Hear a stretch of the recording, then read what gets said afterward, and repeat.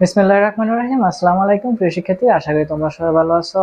আজকে এসএসসি 2026, বিশেষ করে 2026 পরীক্ষার্থীর জন্য সেট ফাংশনের একটা ফাইনাল সলিউশন সমাধান করব। এই সেট ফাংশন তোমরা ক্লাসটা যদি তোমরা করো, ইনশাআল্লাহ তোমরা তোমরা এটা থেকে 10 মার্ক শিওর করতে পারবা।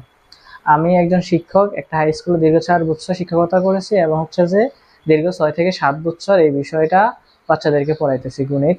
তো দয়া করে তোমরা প্রথম থেকে শেষ পর্যন্ত ক্লাসটা দেখবে, ইনশাআল্লাহ তোমরা আজকের ক্লাস থেকে উপকৃত হবা। তো তোমাদের আজকে ফাইনাল রিভিশন ক্লাসে আমরা যে যে অঙ্কগুলো পরীক্ষা আসবে সেই অঙ্কগুলো টাচ করবো, ঠিক আছে? এবং এই ক্লাসটা বিশেষ করে 26, 27, 28 পরীক্ষার্থী যারাই দেখো না কেন, এই ক্লাসটা সবার জন্য উপকৃত হবে।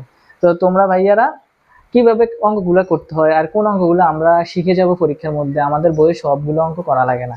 প্রত্যেকটা অধ্যায় থেকে স্পেসিফিক ভাবে 2টা 3টা অঙ্ক ভালো করে যদি তুমি করতে পারো, তুমি যদি বেসিকগুলা ভালো করে আয়ত্ত করতে পারো, তাহলে তোমাকে প্রশ্নটা যত ভাবেই ঘুরাই দেওয়া না কেন, তুমি কিন্তু এটা সলভ করতে পারবা। তোমার বোর্ড প্রশ্ন হচ্ছে বই থেকে প্রশ্ন করবে এবং হচ্ছে যে প্রশ্নটা একটু আঙ্গিক ঘুরাই দিবে, একটু রিফারেন্স করে দেবে, তোমায় ওইটা বুঝে নিতে হবে।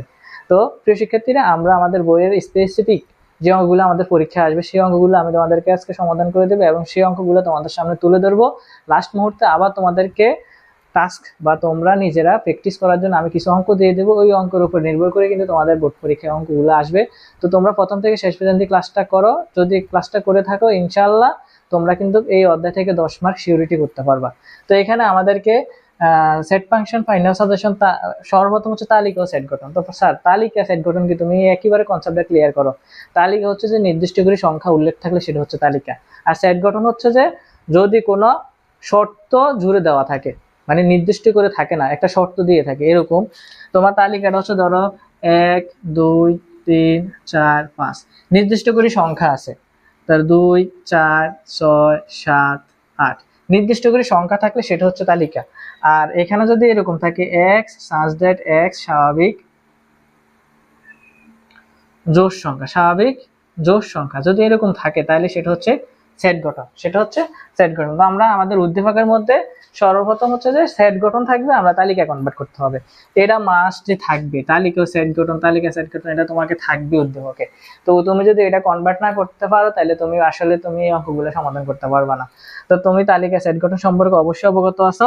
সেট গঠন হচ্ছে যে নির্দিষ্ট করে কোনো সংখ্যা দিবে না, শর্ত দিয়ে দিবে। এরকম যখন এখানে বলছে এক্স ট্রানজেট এক স্বাভাবিক জোড় সংখ্যা, তাহলে কি কি 2, 4, 6, 8 স্বাভাবিক জোড় সংখ্যা, লিমিটেশন দেয় নাই, এটা আনলিমিটেড। আর তালিকা তো অবশ্যই নির্দিষ্ট করে সংখ্যা দিয়ে দিবে, তুমি এটা বুঝে নিবা। তো আমার এখানে দেখো একটা বইয়ের অঙ্ক আমি